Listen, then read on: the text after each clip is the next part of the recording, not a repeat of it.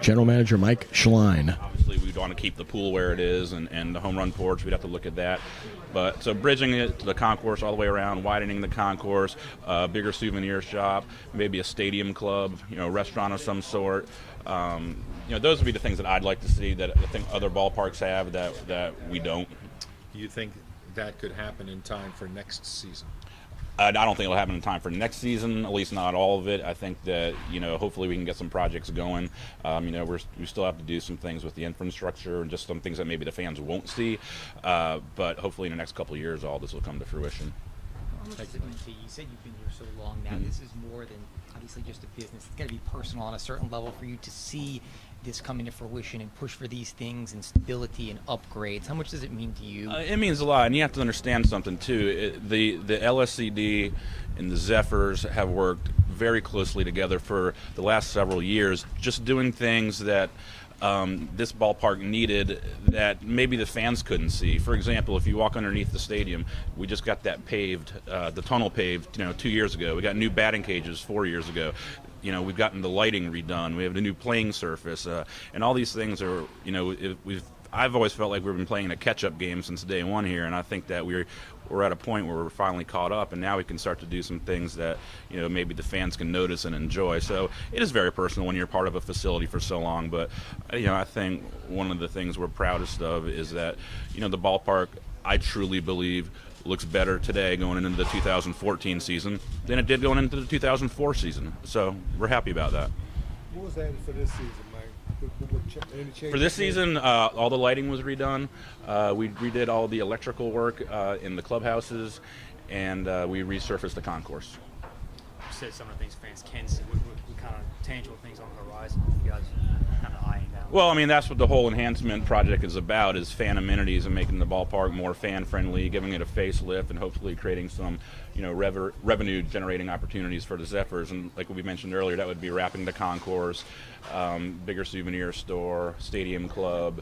We're in the process. We're meeting on this, later in the week. So ideas may come next week and the week after and the month after that I'm not even thinking of right now.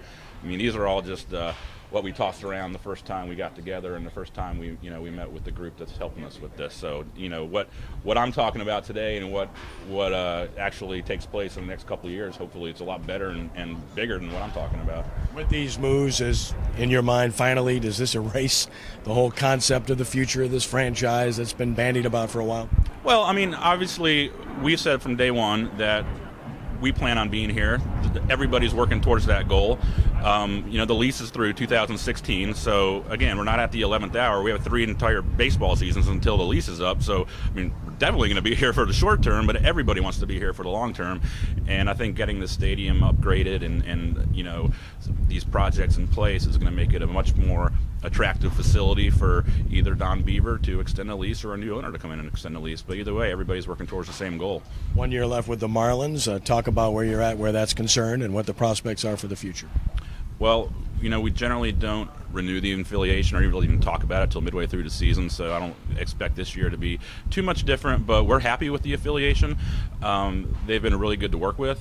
They've sent us quality players. I think it's exciting for our fans to see the guys go up and down, knowing that who you're seeing in Zephyr Field today may be playing in the major leagues next week or in 2 weeks, and I think that the talent they're putting together on the major league level could surprise a lot of people. People I've been a little hard on the Marlins the last couple of years because they haven't won, but I think you got to remember this is an organization that in 1997 and 2003 came out of nowhere to win World Series. So they know what they're doing up there. They're building a winner, and I think we're going to see the benefits of that down in AAA. Speaking of winning at this level, it hasn't happened for the most part here over the last few years. How important would that be to have a winner? Well, I was looking at that yesterday, and I've been here since, to talk about personal, I've been here since 2001, and we've been to the playoffs one time, and that was in 2007. So, yeah, I'd like a few more playoff appearances. It'd be fun. We always sell AAA baseball as, it's the promotions, it's the affordability, and not necessarily the winning and losing on the field. But with that being said, our fans are loyal fans. They've come out every year, and I think